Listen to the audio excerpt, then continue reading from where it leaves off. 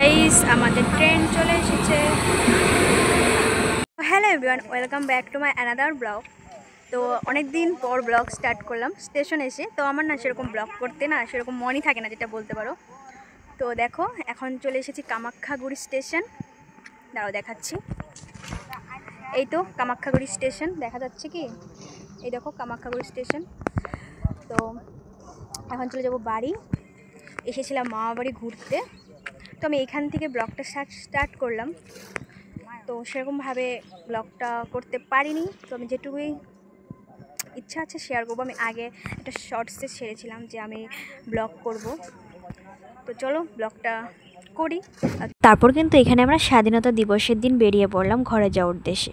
আমরা এসেছিলাম মামা বাড়িতে। তো দেখো দুদিনের জন্য এসেছিলাম, কিন্তু আমাদের স্বাধীনতা দিবসের দিনে চলে যেতে হলো। কারণ সেদিন দেখো সকলেরই ভয় থাকে মনে। সেদিন একটা দেশের অনেক কিছু হয়, গণ্ডগোলের ভয় থাকে। যেহেতু আমরা আসাম থেকে ওয়েস্ট বেঙ্গল এসেছিলাম, তারপর এখান থেকে চলে যাচ্ছি আসাম। তারপর অনেকেই বলছিল যে গাড়ি বন্ধ থাকবে অনেক কিছু। তারপর কিন্তু সেগুলো না ভেবেই কিন্তু আমরা বেরিয়ে পড়েছি। তারপর কিন্তু এখানে দেখো জায়গাগুলো দেখে কিন্তু আমার অনেক কিছু মনে পড়ছে। সেই ছোট থাকতে যখন মা বাড়িতে আসতাম তখন কিন্তু অনেক স্মৃতিগুলো, যখন মা বাবার সাথে যেতাম। আর এখন দেখো বড় হয়ে যাচ্ছি, সেগুলো জিনিসই আমার দেখে দেখে আরও মনে হচ্ছে। আর এখানে দেখো এটা হচ্ছে আমার মামা, দেখতেই পাচ্ছি চশমা পরে আছে। আমার মামা কিন্তু ভীষণই সুন্দর দেখতে। মামা বাড়িতে আসতে কার না ভালো লাগে, সকলেরই ভালো লাগে। সবাই বলতে পারো মামা বাড়ির জায়গা একটা সুন্দর জায়গা। সেরকম কিন্তু এখন আমার আসা হয় না। যখন ছোট থাকতে আসতাম তখন কিন্তু ভীষণই ভালো লাগতো। সেরকমভাবে এখন অনেকটা ব্যস্ত হয়ে পড়েছি। জীবনে যত বড় হচ্ছি তত যেন চাপ মাথার ওপর বোঝা হয়ে পড়ছে। আর সত্যি ছোট্টবেলার দিনগুলো ভীষণই সুন্দর ছিল। অনেকটা মিস করি ছোটোবেলার দিন। এখন মনে হয় যদি ছোট হয়ে যেতাম কত না ভালো হতো। আর ছোট থাকতে ভাবতাম যখন বড় হব তখন এ করব ও করব। সত্যি একদম বোরিং লাগে।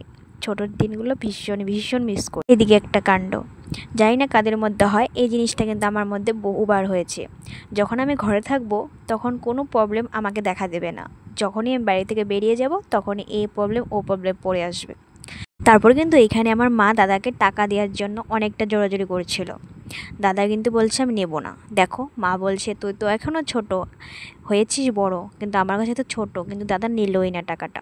তারপর কিন্তু ওইদিকে দাদাকে টাকার জোরাজোরি করতে করতে কিন্তু এখানে আমাদের গাড়ি চলে এসছে। আর এখন কিন্তু উঠে যাব। আর ভীষণই খারাপও লাগছিল অনেকটা, কি বলবো।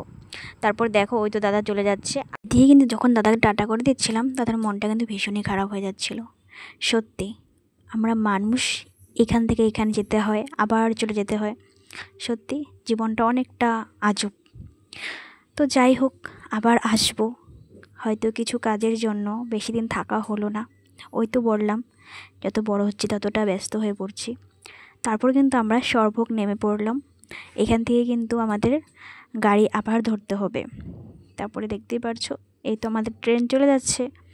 এখন আমরা আরেকটা ট্রেনে উঠবো। মানে ও গাইস আমরা নেমে পড়লাম, দেখতেই পাচ্ছো। চলো এখন যাবো বাড়ি। তারপর কিন্তু অনেকটা শরীরটা খারাপও লাগছিলো এই গরমের মধ্যে, আর ব্লগটা কন্টিনিউ করতে পারিনি। তো বাড়ি গিয়ে একটু রেস্ট নিয়েছিলাম। তো চলো ব্লগটা এ পর্যন্ত। ভালো লাগলে লাইক কমেন্ট শেয়ার সাবস্ক্রাইব করে দিও। টাটা।